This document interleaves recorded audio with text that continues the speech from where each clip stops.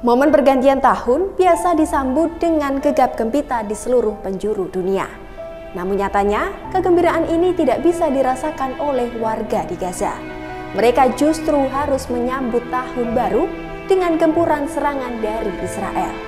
Hampir 3 bulan sudah, warga Gaza mau tak mau harus menghadapi maut setiap harinya. Israel dengan Hamas masih jauh dari kata usai. Namun pada awal tahun 2024, Israel berencana menarik sejumlah pasukan mereka dari jalur Gaza. Sebab Israel mendapat tekanan dari sekutu utamanya Amerika Serikat untuk beralih ke perang dengan intensitas yang lebih rendah. Lantas akankah gencatan senjata antara Israel dengan Hamas tercipta?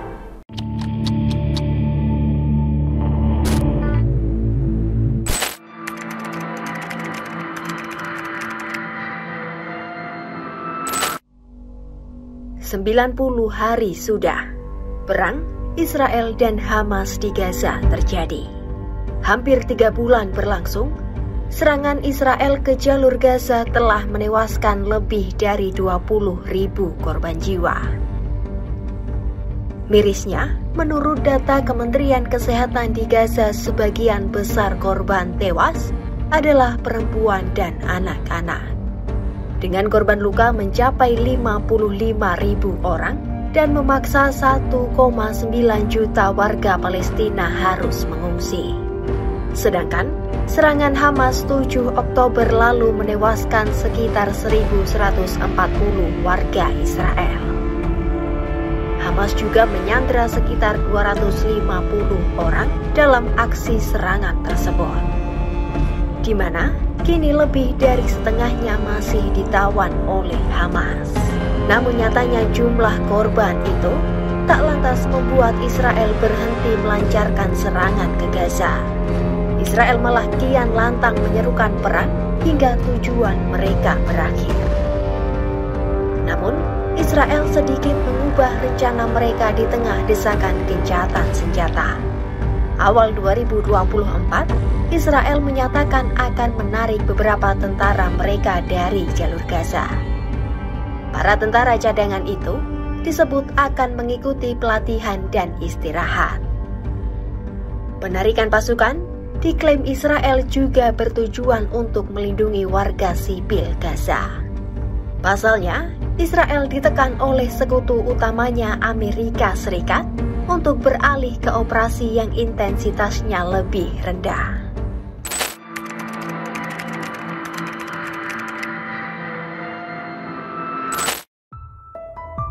Militer Israel menyatakan perang di Gaza akan terus berlanjut sepanjang tahun 2024.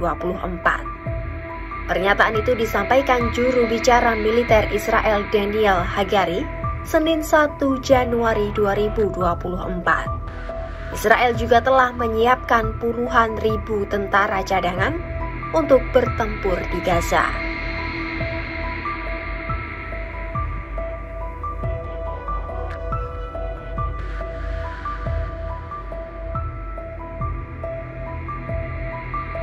Pernyataan senada juga disampaikan oleh Kepala Staf IDF Jenderal Herzi Halevi Selasa 26 Desember 2023. Kepala Staf Angkatan Bersenjata Israel itu mengatakan perang dengan Hamas bisa berlangsung berbulan-bulan.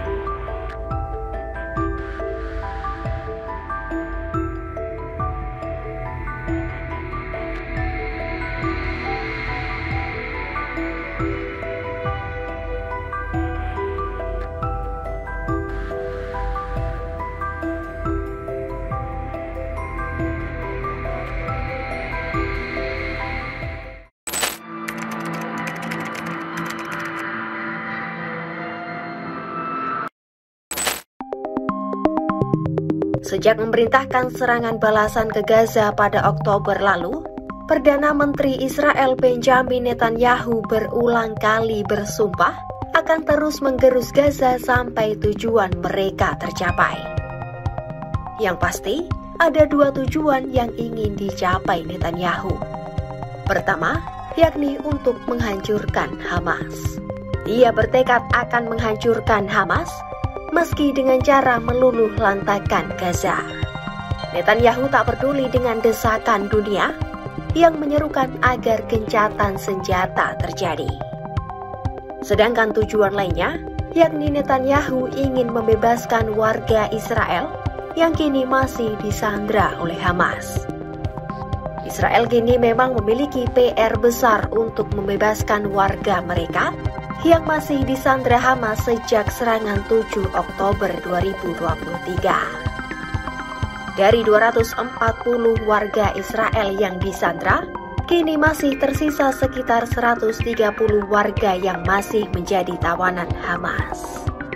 Netanyahu pun mengonfirmasi, perang di Gaza akan berlangsung selama berbulan-bulan. Ia mengakui, saat ini pasukannya tengah terlibat pertarungan yang kompleks sehingga membutuhkan waktu untuk mencapai tujuannya. אבל יש לנו גם מחירים כואבים. השגת הניצחון דורשת עוד זמן. כפי שאמר השבוע הרמטכ"ל, המלחמה תימשך עוד חודשים רבים. המדיניות שלי ברורה.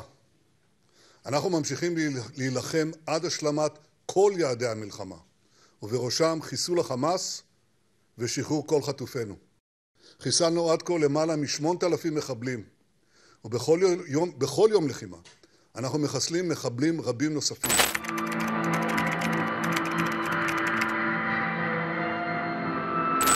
Di lain sisi, Hamas menyatakan terbuka atas segala usulan untuk menghentikan agresi di Gaza secara menyeluruh. Osama Hamdan, seorang pejabat Hamas, mengatakan pihaknya bersedia membebaskan para sandera asalkan gencatan senjata permanen diterapkan.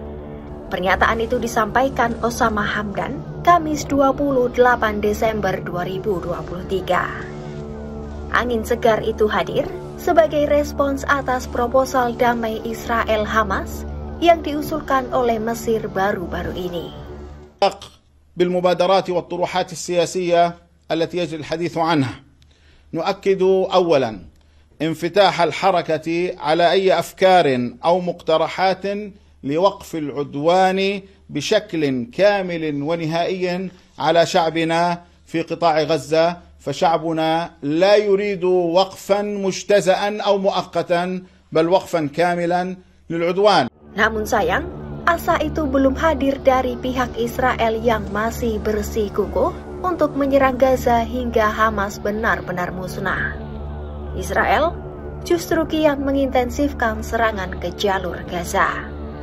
Bahkan di malam tahun baru, langit Gaza harus diwarnai dengan serangan roket dari Israel. Di sisi lain, Amerika Serikat yang dari awal mendukung Israel juga menyatakan tak mendukung gencatan senjata permanen. Pada satu momen, Presiden AS Joe Biden mengaku telah berbincang panjang dengan Benjamin Netanyahu. Ia mengatakan pihaknya tidak meminta Israel untuk melakukan gencatan senjata. I had a long talk with Netanyahu today, and it's a private conversation. A private conversation. I did not ask for ceasefire.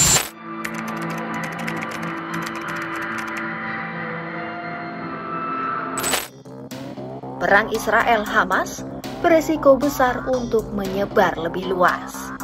Hal ini ditambah dengan adanya serangkaian insiden dan serangan yang terjadi di luar jalur Gaza.